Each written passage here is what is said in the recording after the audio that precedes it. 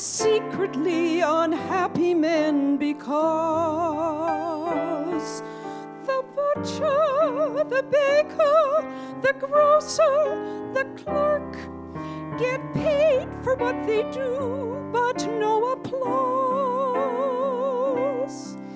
They'd gladly bid their dreary jobs goodbye for anything theatrical, and why? There's no business like show business, like no business I know. Everything about it is appealing, everything the traffic will allow. I have been in 17 big shows with Summer Players and 4 Broadway Bash. When I moved to Saskatoon in the late 70s, it was an opportunity for me to see the big shows that came to the Centennial Auditorium. There was also an opportunity for people like me to perform. And one thing I really like about Saskatoon. There's no people like show people. They smile when they are low. Yesterday they told you would not go far. That night you open and there you are. Next day on your dressing room they've hung a star. Let's go. Well, friends encouraged me to go and see the shows. And then when Anne of Green Gables came along, and being an aficionado of Lucy Maud Montgomery's plays, I auditioned. And I was in 3 different Anne of Green Gables shows, but the first one was in '79, and the next one was in '89, which was remarkable for a totally amusing experience. The school children were putting on their concert, and the mailman rushed in with this significant note about Anne, and the mailman came and sat with us. And he came along, and maybe it was a little bit more of a bump, or there wasn't much room, and the desk collapsed. And there were 2 old biddies and the rather generously proportioned mailman sitting bolt upright on the floor. While, of course, the children on stage, the young people on stage, laughed, which would be appropriate if they saw these old women fall. And the audience thought it was part of the script, and the orchestra could hardly play. Getting to know you, getting to know all about you, getting to like you, getting to hope you like me, getting to know you, putting it my way, but nicely. You are precisely my cup of tea. I started with Summer Players back in about 2000. It was Bob Hynett had cast me in Hello, Dolly. And along with Larry Kloppishak, he and I shared a change room. In Aidan Bowman Collegiate, it was at the top of the stairs, the first room in that was considered a practice room. And they gave the room to he and I because we needed to do quick changes and get right back on stage. 25 minutes or so before showtime, Larry and I are standing in this room in our underwear getting ready to change into our costumes. And Bob Hynett walks in the back door with Joni Mitchell. And she came up and shook our hands. And then Bob just took her into the hall and sat her down, and she watched the show. So it was a lot of fun. It was quite an exciting time. And of course, in memory of Bob, it was a wonderful experience, wonderful experience. The first Fiddler on the Roof production was my first one. So that would be, I think, the 6th show. So that would put it somewhere 44 years ago. I've been in all 3 productions of Fiddler on the Roof through the years. 1 as the dancer, 2 as the lead role, Tevye. So I've been blessed, actually, to be able to do that role twice. It's my absolute favorite one in the world. Dear Lord, you made many, many poor people. I realize, of course, it's no shame to be poor, but it's no great honor either. So what would have been so terrible if I'd been a little bit rich? If I were a rich man, yah-a-deedle-dig-a-dig-a-deedle-dig-a-dig-a-dum, all day long I'd biddy-biddy-bum. If I were a wealthy man, I wouldn't have to work hard. Yah-a-deedle-dig-a-dig-a-dig-a-dig-a-dig-a-dum.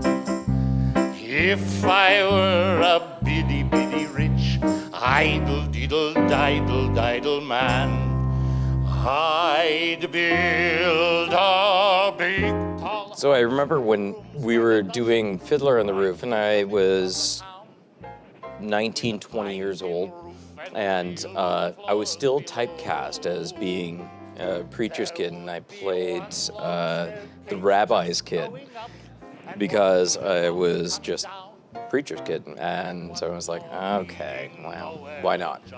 But that's community theater. I'd fill my yard with chicks and turkeys and geese and ducks for the town to see and hear, squawking just as noisily as they can. And each loud bucky, buck-oo, buck-buck, buck-buck, would land like a trumpet on the ear, as if to say, here lives a wealthy man. Well, I started when I was a kid, and it was Oliver. Yes, Oliver in the 80s. So I was a wee pup, and the reason I came into it was my mom wanted something where we could do together. And so it was this, and it was just so much fun. I had no idea what I was doing, but that's the reason. Let's start at the very beginning. A very good place to start. When you read, you begin with ABC. When you sing, you begin with do, re, mi. Do, re, mi. Do, re, mi. The first three notes just happen to be do, re, mi. Do, re, mi. Do, re, mi, fa, sol, la, ti. All right, I'll make it a little easier for you. Listen. Do, a deer, a female deer. Re, a drop of golden sun. Mi, a name I call myself. Far, a long, long way to run. So, a needle pulling thread. La, a note to follow. So, tea, a drink with jam and bread that will bring us back to do, oh, oh, oh, do, a deer. Musical theater, well, obviously the music is the challenge. Staging the music, doing the choreography, working with a really good music director, of course, is paramount. And we've been very fortunate over the years to have some of the best as far as I'm concerned. Well, being a choral director in my past and in my real work as a music teacher, I looked at the music, especially the chorus pieces, in terms of harmony and tone, the sound that I wanted for the story to be best told. So when we did Oliver, I also worked with the soloist quite a bit. In working with soloists, you have to work on a lot of diction, phrasing, because that's how the message of the story gets out. With The Sound of Music, working with the children, working on harmony, making sure everybody could sing parts. And with the nuns, oh my gosh, the nuns, they were awesome. So we tried to use the voices in such a way that we had beautiful sound. With Joseph, working with the music again, the harmonies and the children, oh my goodness, that was awesome. working with, we even work with solfège and teaching them without words, but to listen for the sound that they're making. So that's how I approach teaching. The girls today in society go for classical poetry. So to win their hearts, one must quote with ease Aeschylus and Euripides. One must know Homer and believe me, Beau, Sophocles, also Sappho, unless you know Shelley and Keats and Pope. Dainty Debbies will call you a dope, but the poet of them all, who will stardom simply raven, is the poet people call the Bard of Stratford-on-Avon. Brush up your Shakespeare, start quoting him now. Brush up your Shakespeare, and the women you will wow. I came on as a choreographer, did a lot of shows as a choreographer for many years. Off and on, a person doesn't work on every show every year, you'd be burnt out. But periodically I'd come back and choreograph another show. The first step is to look at the score and see where the numbers fit into the show. Not every song gets choreographed. So you break down into the different pieces. Anything that is sort of non-choreographed parts of the song, I would leave that to the director in their blocking. I just have to make sure as a choreographer that my entrances and exits in a particular portion of the number coincide with where the director needs to continue their blocking. I can't have a character over on stage left when the director wants them on stage right. So there's that coordination between the director and the choreographer. I'm gonna wash that man right out of my hair. I'm gonna wash that man right out of my hair. I'm gonna wash that man right out of my hair and send him on his way. I'm gonna wave that man right out of my arms. I'm gonna wave that man right out of my arms. I'm gonna wave that man right out of my arms and send him on his way. Don't try to patch it up, tear it up, tear it up. Wash him out, dry him out, push him out, fly him out. Cancel him and let him go. Yeah, sister, I'm gonna wash that. My name is Jeremy Yorga. I'm from Flintoft, Saskatchewan. Born and raised, it's a farm town of population 24. It's a thriving community. I went to the University of Saskatchewan and I joined a theater group. It was the first time I ever had like theater, anything. Then there was like a little rumor backstage, you know, they're doing the producers for the Summer Players. I spend my life accounting with figures and such. To what is my life amounting? It figures not much. I have a secret desire hiding deep in my soul. It sets my heart afire to see me in this role. I have to really thank Ron Knoll for that one because I went to that audition and everyone was kind of treated very much the same. Like, you're there, you put in your work, and if you're good enough for the role, then you'll get a callback. They gave me a chance, they brought me back for callbacks, and hopefully made me a good choice. I want to be a producer with a hit show on Broadway. I want to be a producer, lunch at Sardi's every day. My favorite moment was, it was during the Springtime for Hitler number, and the curtain closes and one of our performers is doing a solo at the very front. And meanwhile, when that curtain closes, all the performers just start moving about, and there's this sort of organized chaos where the set pieces are getting moved, the dancers are like in the middle of the stage practicing, and I was in the wing between the two, seeing the audience completely distracted, entertained by the solo, and then behind where all these performers are just like working their darn hardest just to make sure it's good. Wear a tux on opening night. trade. I want to be a producer and see my name bloom in lights.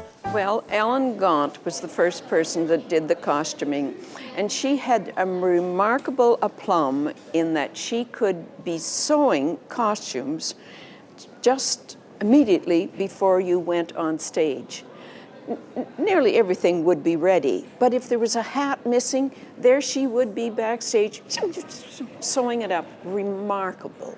Many of the productions, Enid Jakes was the masterful costume mistress, and always came up with something that was very appropriate and really, really fun to wear.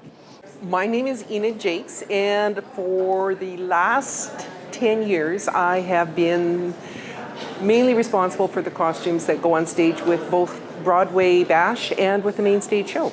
The first time I got involved actually with Summer Players was in 1999 with Ron Knoll. He was doing a show called The Wonderful World of Beauty and the Beast. And from there, it's kind of been history. I am not a costumer by trade, I am a nurse.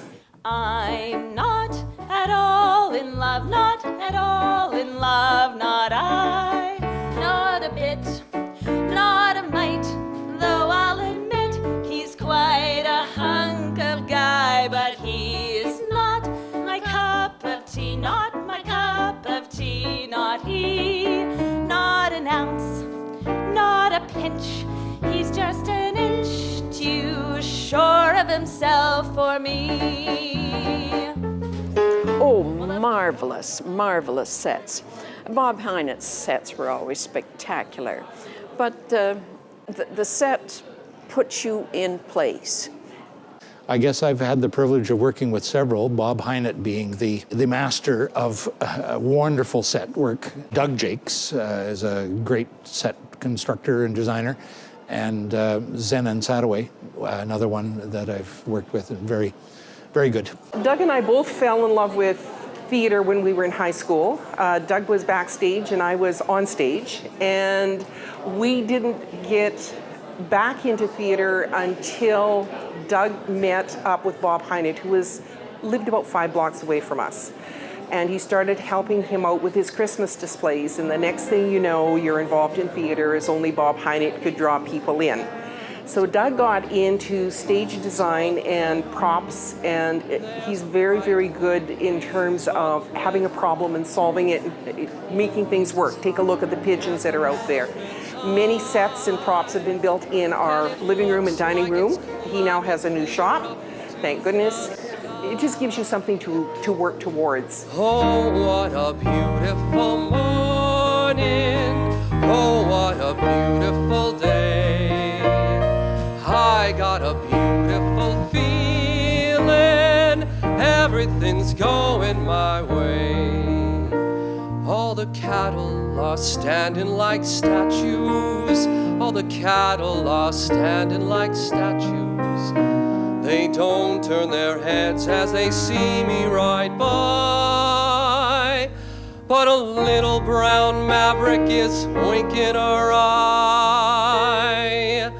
Oh. Then I got into some of the Broadway Bash. So I've been in 4 of those in February. You know, and there's nothing more fun than going out to rehearsals in the middle of the winter. Broadway Bash actually started the year after I directed The Pajama Game. It was a way we came up with to make a little bit more money. We thought it was going to be a one-time thing just to bring some more cash into the coffers. Ended up being extremely successful. We didn't know what it was going to look like, and I sort of had to invent it for that first show. So turned it into an audition show where people could come and audition any number from any Broadway musical that they liked to sing. And it just was so successful that first year that we decided to do it a second year. Out of the 10 bashes so far, I've directed 8 of them. The premise of them has stayed the same, this vignette from shows that anybody likes to sing a song from. So Broadway Bash in its 10 years has itself evolved, but it's has always been successful, and I get lots of great comments from people who think it's one of the best things that Summer Players has ever done, is to put on this perennial show. Ooh, papa, that's how it goes. Ooh, papa, everyone knows. They all suppose what they want to suppose when they hear ooh, papa. Mr. Percy Snodgrass would often have the odd glass, but only when he thought that nobody could see. Secretly he'd buy it and drink it on the quiet and dream he was an earl with a girl on each knee. I love working with the kids. I really do.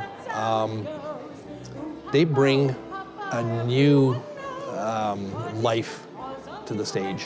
They really do. They're just like little sponges. They just, everything you tell them or ask them to do, they just, you know, grasp every little detail. And they're great to work with, and they love to learn. The good side of that, of course, is that every grandmother and great-grandfather and uncle and cousin and neighbor comes to see them, and so you benefit from both sides. You're training new kids, bringing them up through the ranks, but you're also getting a lot of return on patrons. They come out to see the shows, and so it's a win-win situation, you know. But with Summer Players, as you know, we try and bring as many as we can in and treat them well and bring them along, you know, because someday they'll be in our shoes doing what we're doing, so. But yeah, I love kids. I love the kids.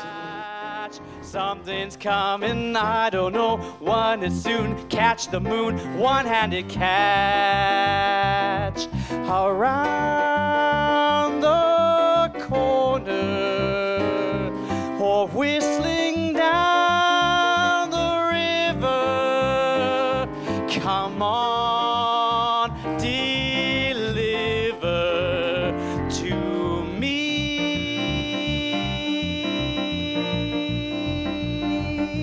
Will it be? Yes, it will. Maybe just by holding still, it'll be there. For me, at that age, it was taking control of myself and being an adult, and it was fascinating. So, and I look back at it and just have fond memories of it, where I was like growing up. Summer Players feels incredibly special because it gives people a chance, and it gives people an outlet, and gives them a feeling what a professional feels like. When I went to Summer Players, I felt like I was treated as a real performer. Well, that's why people do it, because it's fun. You know, they're not getting paid. People love theater. They just love to sing and act, and it should be, yes, serious, because we want to put quality shows on, but there must be an element of fun or people wouldn't want to do it. It's taxing. It's hard. And it's sort of the real environment of doing a show if you were doing it on Broadway. The average unmarried female, basically insecure, due to some long frustration, may react with psychosomatic symptoms difficult to endure, affecting the upper respiratory tract. In other words, just from waiting around for that plain little band of gold, a person can develop a cold. You can spray her wherever you figure the streptococci lurk. You can give her a shot for whatever she's got, but it just won't work. If she's tired of getting the fisheye from the hotel clerk, a person can develop a cold. It says here, the female remaining single, just in the legal sense, shows a neurotic tendency. See note. Note.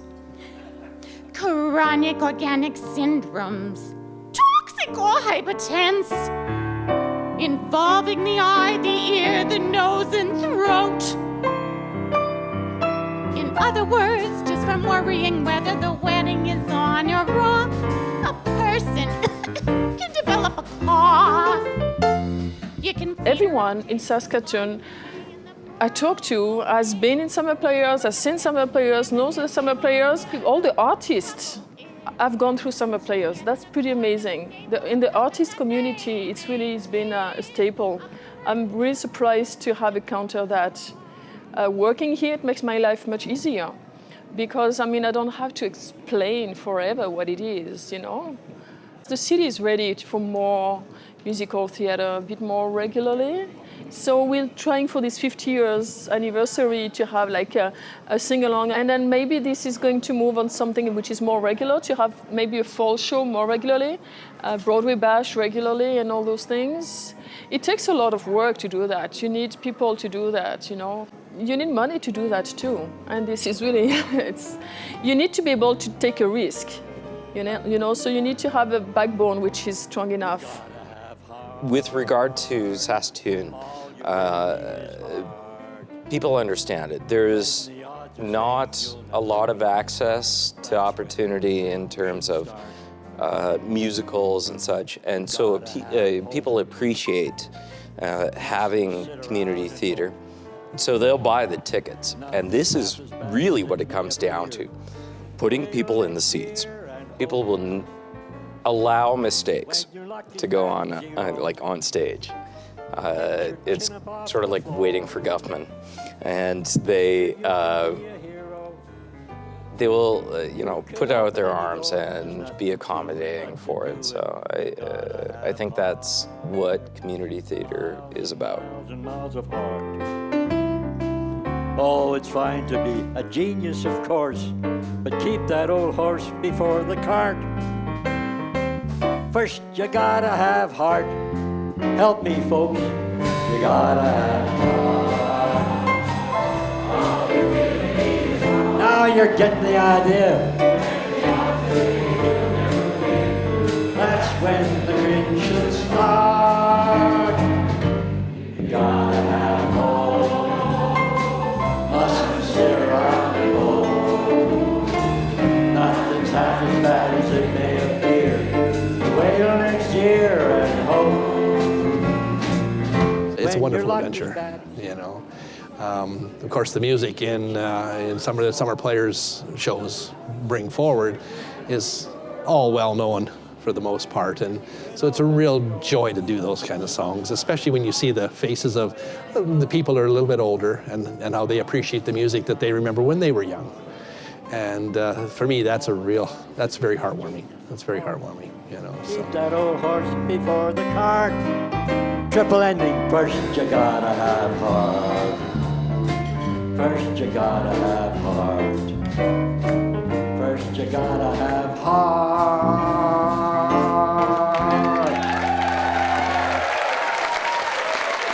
There aren't almost words to describe the effect it has on the community. It offers an absolutely outstanding outlet for people who enjoy musical theater, right from the most basic level, people who've never had any experience, through people who've done all kinds of acting and singing. And there's a spot for everybody, and it really, I think, enhances the community spirit.